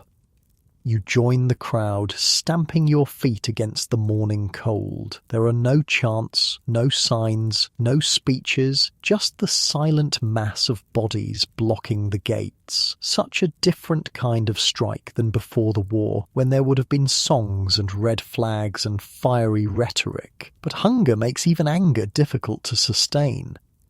Armed soldiers arrive within the hour, taking up positions across the street. Their rifles are loaded, bayonets fixed, but they make no move to disperse the crowd. The officer in charge looks uncertain, conferring with his sergeants, occasionally eyeing the workers with a mixture of apprehension and sympathy.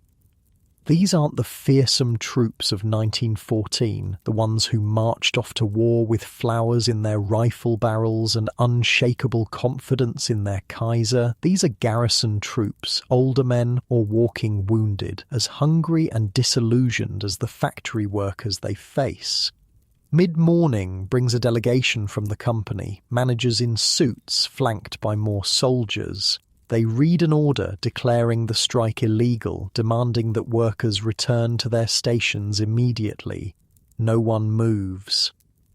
The managers retreat, visibly shaken by this silent defiance. The soldiers remain, but still make no attempt to force the issue. By noon, word reaches you that other factories across Berlin have joined the strike. The movement is spreading, gaining strength even without formal organization.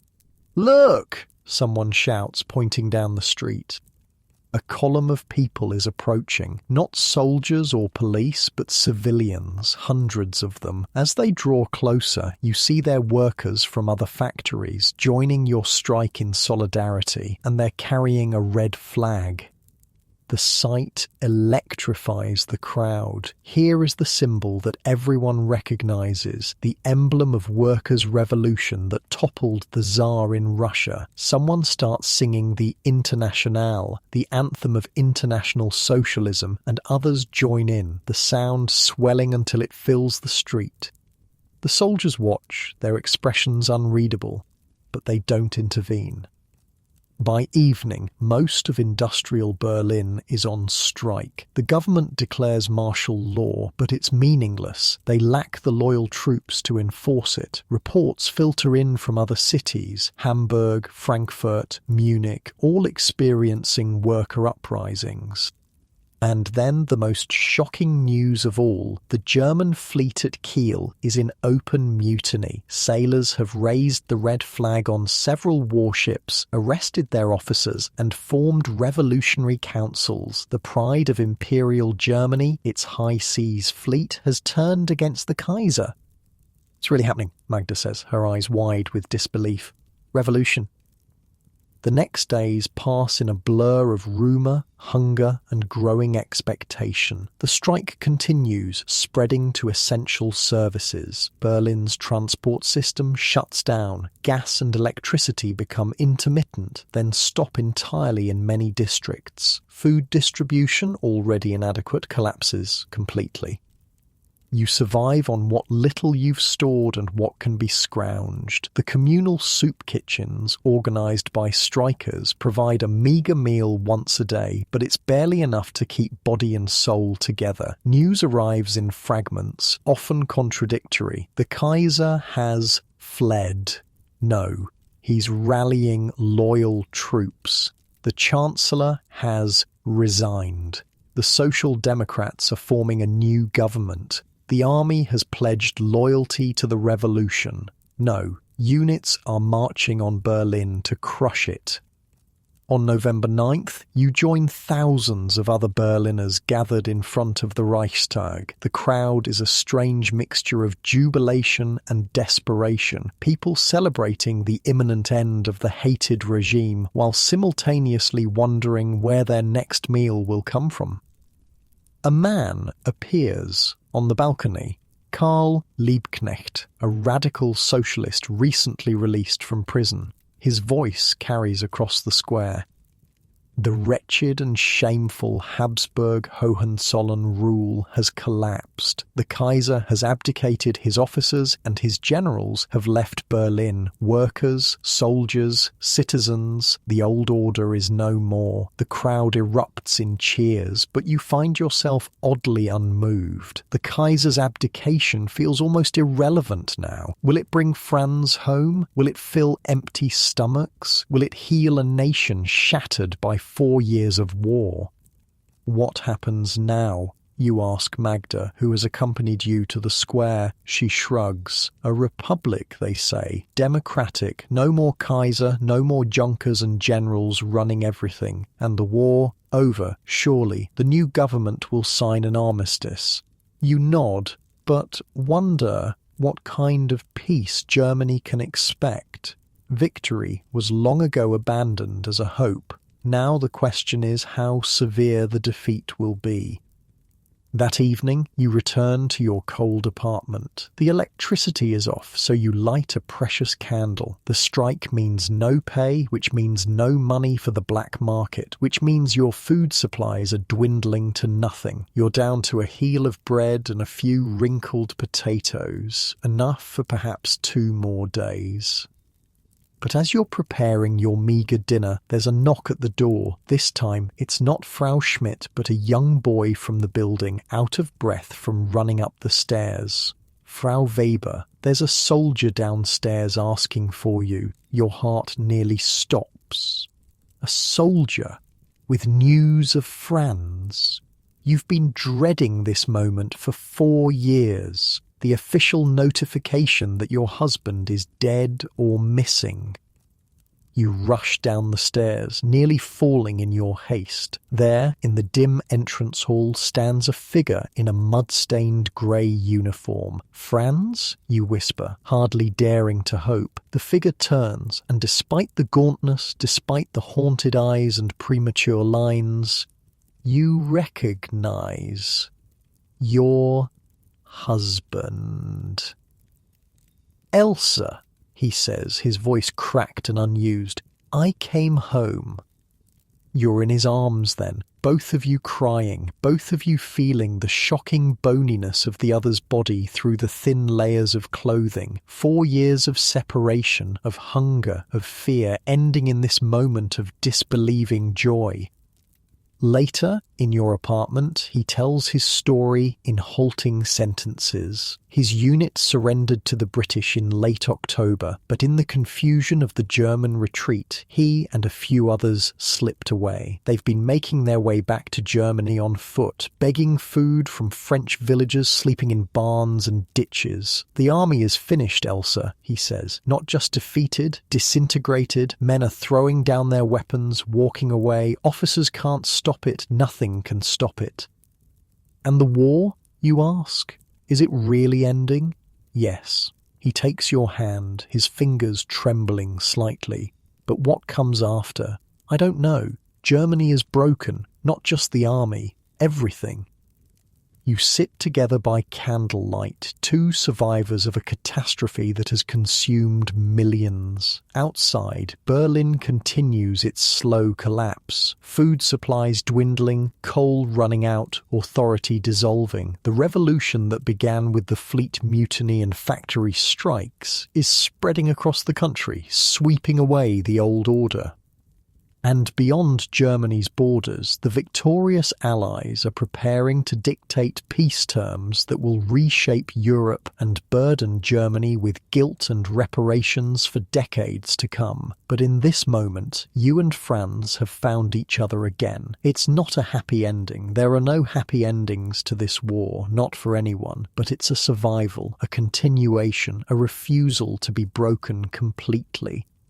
Unlike your warm bed where you're listening to this story, the apartment is cold, the future uncertain. But Franz is home and the killing has stopped. After 4 years of total war, that feels like enough for now. As November progresses, Germany continues its descent into revolution and chaos. The Kaiser flees to neutral Holland, generals and admirals resign or are dismissed, workers' and soldiers' councils take control in cities across the country.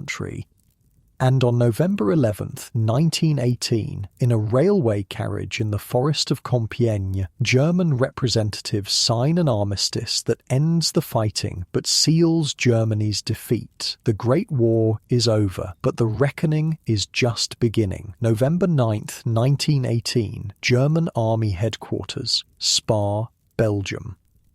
Rain pounds against the windows of what was once a luxury hotel, now the nerve centre of a collapsing empire.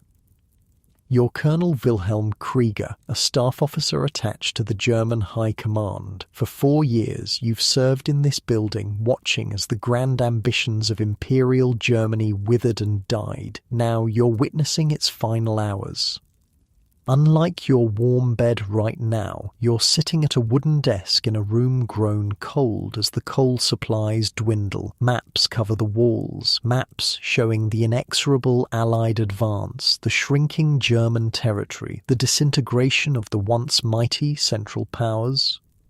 The door bursts open. It's Major Schmidt, his face pale despite the red flush of having run up 3 flights of stairs. Colonel, it's happening. Berlin is in full revolt. The Kaiser, he hesitates, as if saying the words might be treason. The Kaiser is preparing to leave for Holland. The Chancellor has resigned. You nod, unsurprised. The collapse has been coming for weeks, gathering momentum like an avalanche. First Bulgaria surrendering in September, then the Ottoman Empire in October, then Austria-Hungary disintegrating along ethnic lines. Germany, once the dominant power of the Central Alliance, now stands completely alone. And Ludendorff, you ask, though you already know the answer. Gone, sir. Resigned on October 26th. He's fled to Sweden under a false passport and a disguise. A fake beard, they say. The image would be comical if it weren't so tragic. The great quartermaster general, the de facto military dictator of Germany for the past 2 years, sneaking across the border in a false beard. So it's just Hindenburg now. Yes, sir. The field marshal is meeting with what's left of the Kaiser's entourage. They're discussing abdication. Abdication. The word hangs in the air like a death sentence. Kaiser Wilhelm II, Emperor of Germany, King of Prussia, the living symbol of German imperial power, forced to give up his throne. What about the front, you ask, turning back to the maps? How long can we hold? Schmidt shakes his head. It's coming apart, sir. Mass surrenders, units refusing orders, officers being removed by their men. The Allies are advancing all along the line. The Americans broke through in the Meuse-Argonne. The British are pushing toward the German border. You trace the front line with your finger, noting how it's been pushed steadily eastward since August. The German army that seemed invincible in the spring now resembles a wounded animal, bleeding from 1,000 cuts. And the armistice negotiations? The delegation reached the French lines yesterday. They're being taken to Marshal Foch's headquarters by train, but the terms will be harsh, you finish for him. Of course they will be. We're in no position to bargain. Schmidt nods miserably. Like most German officers, he was raised on stories of Prussian glory, of Frederick the Great and Bismarck's triumphs. To witness this humiliation is almost more than he can bear. "Sir," he says hesitantly, "how did it come to this? In March we were advancing on Paris. We had knocked Russia out of the war. We were winning. It's the question everyone is asking, from the highest general to the lowliest private. How did Germany, with the most powerful army in the world, lose this war?" You sigh, running a hand through hair that has gone grey these past 4 years. "Sit down, Schmidt. Let me tell you a story. The story of how Germany lost the Great War." The Major takes a seat, his young face eager despite the disaster unfolding around you both. He's perhaps 25, part of the generation that will bear the burden of defeat long after you're gone. "It wasn't any one thing," you begin. "That's what makes it so tragic. It was a series of miscalculations, gambles that didn't pay off, fundamental weaknesses that we tried to ignore."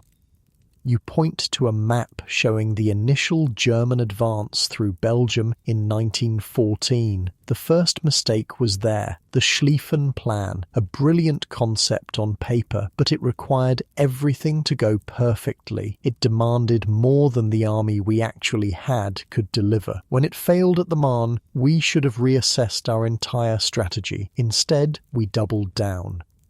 Then there was the decision to violate Belgian neutrality, which brought Britain into the war. We turned a continental conflict into a world war against enemies with far greater resources and industrial capacity than our own. You move to another map, this one showing submarine warfare zones. The second great miscalculation was unrestricted submarine warfare. Ludendorff and the Navy promised it would strangle Britain within 6 months. Instead, it brought America into the war while failing to knock Britain out. We gambled everything on a strategy that had almost no chance of success. Schmidt nods slowly. And the blockade? The British blockade?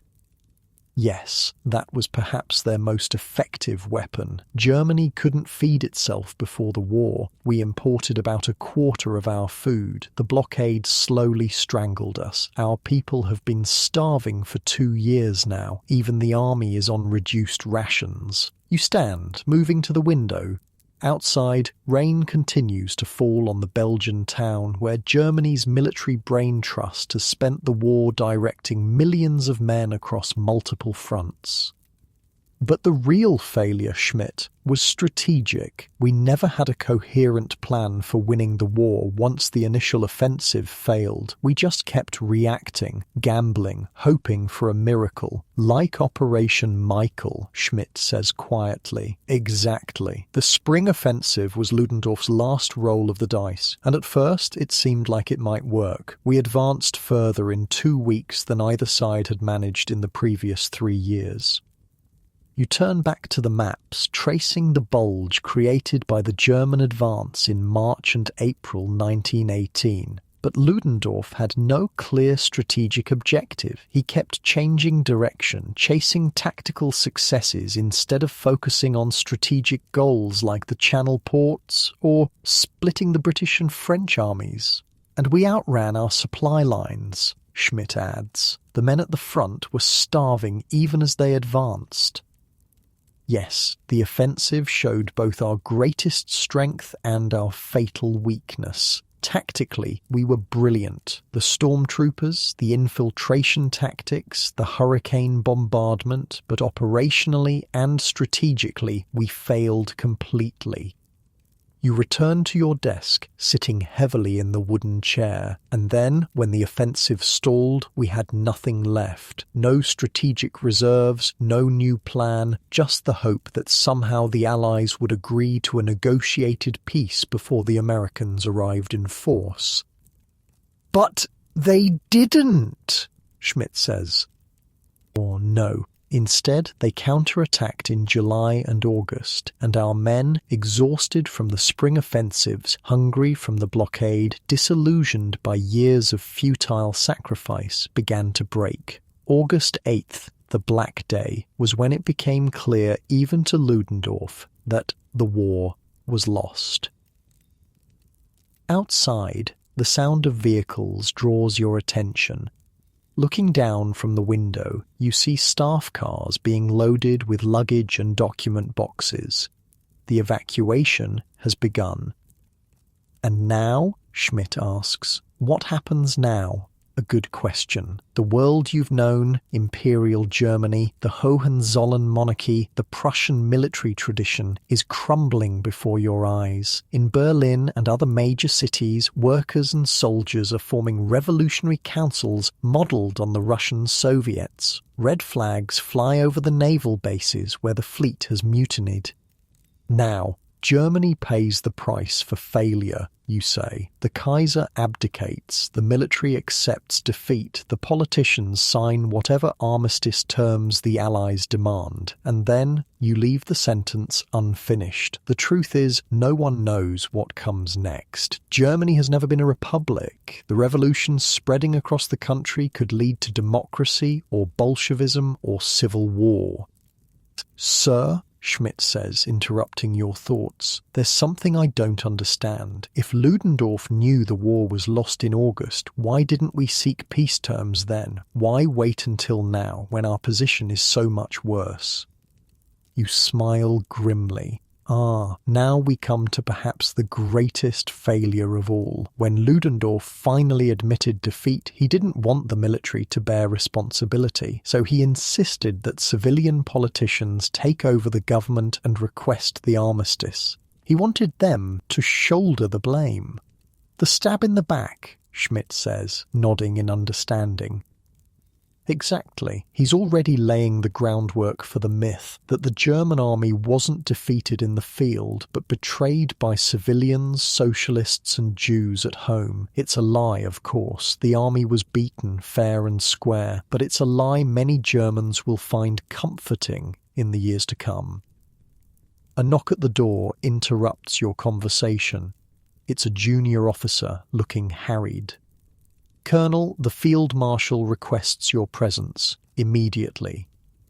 You stand, straightening your uniform jacket.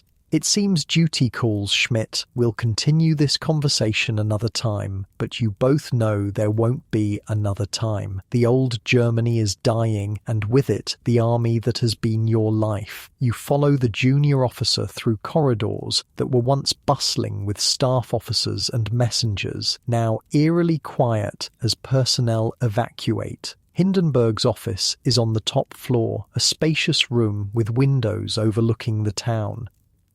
The Field Marshal is standing at those windows, his massive back to the door. At 71, Paul von Hindenburg remains an imposing figure, tall, broad-shouldered, with the iconic walrus moustache that adorns countless propaganda posters. Colonel Krieger, he says without turning. Thank you for coming? Field Marshal. You stand at attention, waiting. Hindenburg finally turns to face you. His expression is granite, revealing nothing of the turmoil that must be raging within. The Kaiser has agreed to abdicate. The announcement will be made within hours. You maintain your military bearing, though the news hits you like a physical blow. The Kaiser abdicated. The 1,000-year Hohenzollern dynasty ended. It seems impossible. I see, sir. Germany will become a republic, a democratic republic. Hindenburg pronounces the words as if they taste bitter. The socialists will form a government. They're already in contact with the Allies regarding armistice terms. And the army, sir? The army will continue to exist in some form. The new government will need it, if only to maintain order during the transition. He fixes you with a penetrating stare. The question is, Colonel, will you serve this new Germany, this republic born of defeat and revolution? It's a question you've been asking yourself for weeks as the collapse accelerated. Your entire adult life has been dedicated to the Kaiser and the Empire. Can you transfer that loyalty to a democratic republic led by socialists? I will serve Germany, Field Marshal, you say carefully. Whatever form it takes? Hindenburg nods, satisfied. Good, because I intend to do the same. Germany will need men like us in the difficult years ahead. He turns back to the window, a signal that the conversation is over. You salute, though his back is turned, and leave the room. In the corridor outside, you pause, leaning against the wall for support. The Kaiser abdicated, the war lost, the empire ended. It's too much to absorb all at once. The next 2 days pass in a blur of activity as the High Command prepares to withdraw from Belgium into Germany. Reports continue to flow in, revolution spreading across the country, the Kaiser fleeing to neutral Holland, socialist leader Friedrich Ebert forming a provisional government in Berlin. And then, on November 11th, at 5 a.m., the news you've been waiting for. The German delegation has signed the armistice. The fighting will cease at 11 a.m., the 11th hour of the 11th day of the 11th month, a moment of symmetry to end 4 years of chaos. You're in the communications room when the confirmation arrives by telegram. Around you, officers react with a mixture of relief and despair. No one cheers. There is nothing to celebrate in this ending. The terms? Someone asks. The signals officer reads from the telegram, Germany to evacuate all occupied territories within 15 days, Allied occupation of the Rhineland, surrender of the High Seas Fleet, reparations to be determined at a future peace conference, maintenance of the blockade until a formal peace treaty is signed. The blockade continues? Another officer asks, dismay evident in his voice. But our people are starving.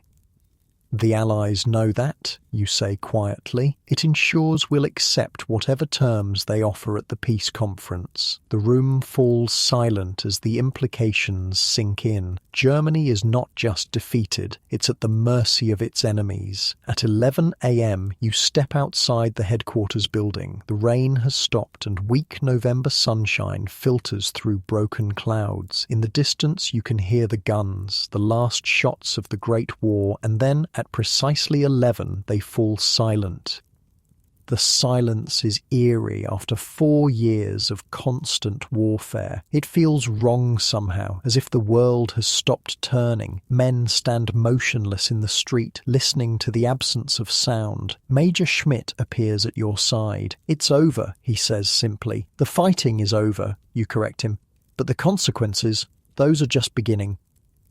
Later that day, you receive your new orders. You're to return to Berlin to assist the provisional government in demobilizing the army. Millions of men will be coming home, hungry, traumatized, many wounded, all defeated, to a country in the throes of revolution and economic collapse. As you pack your few belongings, you reflect on the war and its end. Germany gambled and lost. The Schlieffen Plan, unrestricted submarine warfare, the Brest-Litovsk Treaty with Russia, the Spring Offensive, each a desperate throw of the dice that might have changed the outcome. But the dice came up wrong every time. And underneath those specific failures lay deeper problems. A blockaded nation that couldn't feed itself, an army that was tactically brilliant but strategically blind, a military leadership that seized control of the state but had no idea how to run it, a war economy that slowly collapsed under the weight of 4 years of total war. In the end, Germany lost the First World War not because its army was defeated in some climactic battle, but because the entire nation, from the frontline soldiers to the factory workers to the farmers to the generals, simply couldn't sustain the effort any longer.